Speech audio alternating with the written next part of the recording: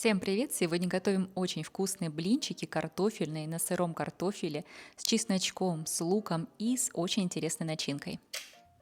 Для приготовления этих блинчиков нам понадобится 3 яйца, разбиваем их в общую миску. Сюда же добавляем немного соли, я сыплю на глаз, но примерно это пол чайной ложки. И также добавляем черный молотый перец, который по вкусу, но мне кажется так вкуснее, попробуйте.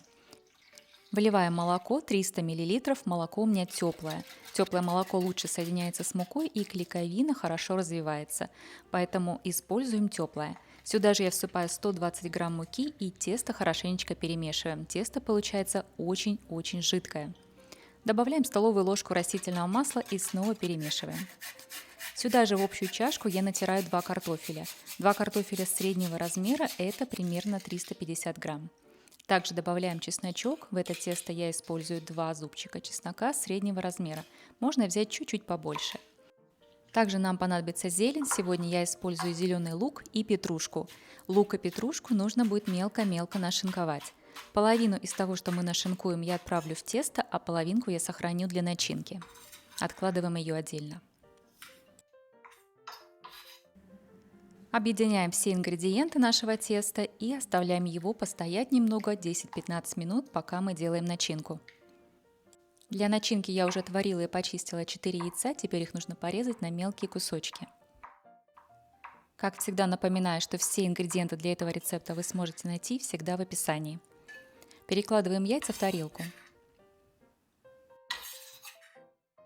Сюда же перекладываем зелень, которую мы ранее порезали и отставили в сторону. Также для начинки я сегодня буду использовать печень трески.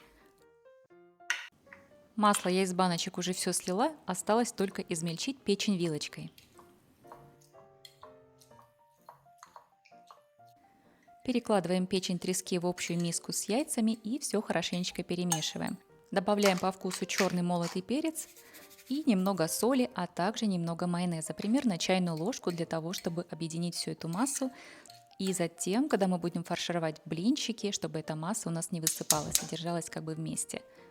Отставим пока начинку в сторону и займемся блинчиками.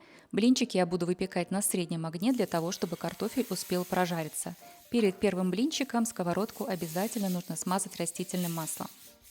Блинчики эти пекутся очень быстро и достаточно хорошо, как только краешек, вы увидели, начал коричневеть, самое время его переворачивать.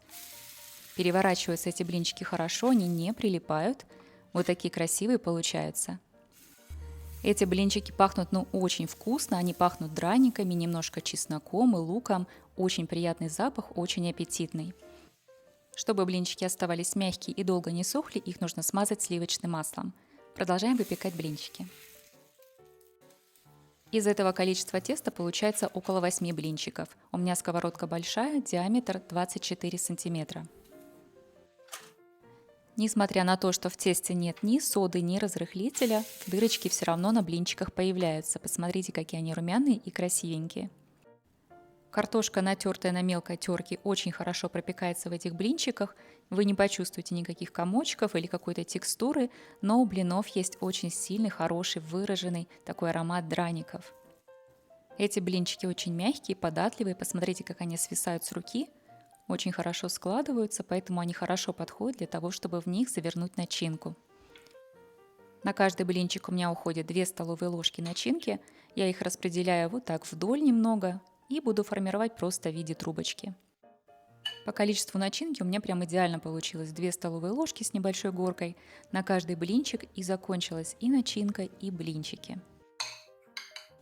По желанию сверху эти блинчики можно также слегка смазать сметаной. Подавать их лучше всего в теплом виде или в горячем виде, пока блинчик еще горячий. Они очень вкусные, просто язык можно проглотить. Вот такие красивые получаются. Эти блинчики очень вкусные сами по себе, просто с маслом. Также внутрь можно завернуть и фарш обжаренный, и мясо, любую начинку. Также, я думаю, будет вкусно с сыром Филадельфия с красной рыбкой. Посмотрите, какой красивый разрез. Начинка держится очень хорошо, не высыпается. Очень красивые, очень мягкие. Если вам понравился этот рецепт, дайте мне знать лайками и комментариями. Подписывайтесь на мой канал «Кушать подано» и до встречи в новых видео.